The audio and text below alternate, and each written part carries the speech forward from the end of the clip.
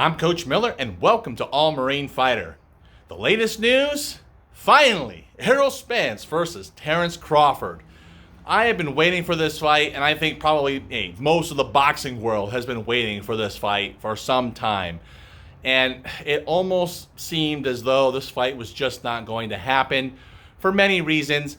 Look, Terrance Crawford is a great fighter, okay? He's an undisputed fighter at a lower weight class. He has the WBO belts for the longest time at this new weight class, but he hasn't really accomplished as much in this particular weight class. Errol Spence, on the other hand, has 3 of the other organizational belts. He has a WBC, WBA, and IBF. I will say this, that a lot of the issue revolved around money. And a lot of people don't understand this, and they just think it's, oh, well, this fighter is ducking this fighter, and this fighter is ducking this fighter. Look, I don't believe that any one of them are ducking each other. But you have to realize that if there's one person who is definitely not ducking, it's Errol Spence. He went around and collected all 3 belts. He has 1 belt left to become undisputed. So to say that he's ducking opponents is just an absolutely ridiculous argument. Fighters weren't even giving him a shot, and he had to get in that mandatory slot with the IBF, then pull off a WBC, and then eventually the WBA. And each one of those were tough fighters. So that being said, mandatories are starting to come around. So Errol Spence is going to have to make this undisputed fight relatively soon. Otherwise, he's got to start chipping off mandatories. And a lot of fighters tend to forget this, that you can have multiple belts, but the more belts you collect, the less your chance for getting voluntaries is going to happen, because especially with organizations like the IBF, if you don't take the IBF's mandatory, they will strip you.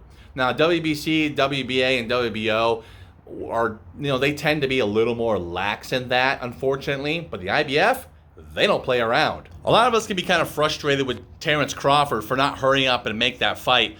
But I gotta say, in a way, there's a little bit of genius that went with it, because you have an approximated risk. You allow Errol Spence to go and collect the other 3 belts. That's 3 fighters Crawford didn't have to fight. Now think about that. Now he only has to fight one time to become undisputed. So in a way, that's a bit of a genius move. There's only one downside to that, and I think this is where Terrance Crawford is lacking. When Errol Spence went to collect the other 3 belts, he was building a name, building a reputation, and building a crowd that was willing to pay and pack out stadiums to be able to fight him. And pay-per-view numbers, hey, that's how fighters get paid. Where Terrance Crawford, on the other hand, had his fights a lot of times in his hometown. Sure, he may have a smaller stadium packed out with his hometown crowd, but that revenue is not as enticing as being able to sell out a larger crowd to include pay-per-views from people from all over the country and sometimes all over the world. So that being said, you tend to lose out if you're not fighting the top best fighters in your division, or you're sitting around waiting for the other person to collect the other 3 belts. So you tend to lose the A-side argument. I'm sorry, but Terrance Crawford is not the A-side. He has not demonstrated pay-per-view numbers. He has not demonstrated putting butts in seats. I'm sorry, that's how the bills are paid. You can be a prima donna all you want, but that's how the bills are paid. And Errol Spence has demonstrated that. Now, are they both equally good fighters, great fighters? Oh, absolutely. And arguably, even though Errol Spence has the other 3 belts, Terrance Crawford has an edge up, saying that he's already been undisputed at a different weight class. And for Terrance Crawford's legacy, think about it like this. Let's just say Terrance Crawford beats Errol Spence and becomes undisputed in his 2nd weight class. Think about that. And let's say he fights Errol Spence again because they have a rematch clause and beats him again. Or let's just say the beating was so bad that Errol Spence doesn't activate the rematch clause. I mean, it could be possible, right? Let's just say that happens. You're undisputed in 2 different weight classes. There are only a handful of people, that have even been undisputed, period, and an even smaller group that have been undisputed at 2 different weight classes. Now think about this.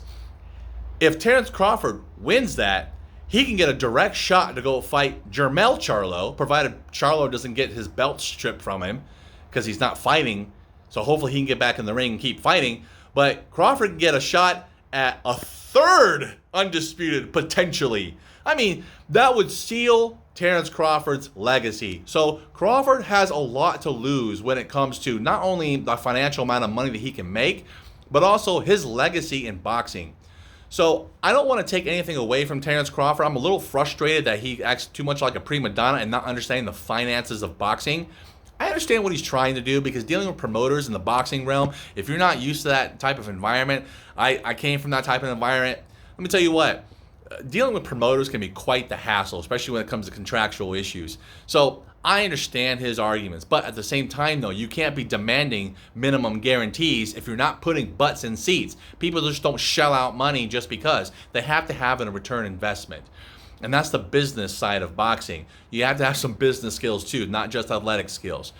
So I love the fact that Crawford and Spence are going to fight. Me personally, who do I choose to win? I think that I'm more persuaded to think that Spence is going to win, although I wouldn't be disappointed if Crawford wins. Either way, I'm definitely paying for the fight, and I'm going to watch this fight. I'm going to have a huge barbecue at my place. We're going to pack this place out with people to watch the fight. But that being said, the drama is only going to kick up more and more as the fight inches closer. If you like this video, go ahead and click that like button. And please, be sure to subscribe to our channel to help grow the channel. I greatly appreciate it. We have a lot more commentary and other boxing technique videos you can take a look at. Until next time, stay motivated.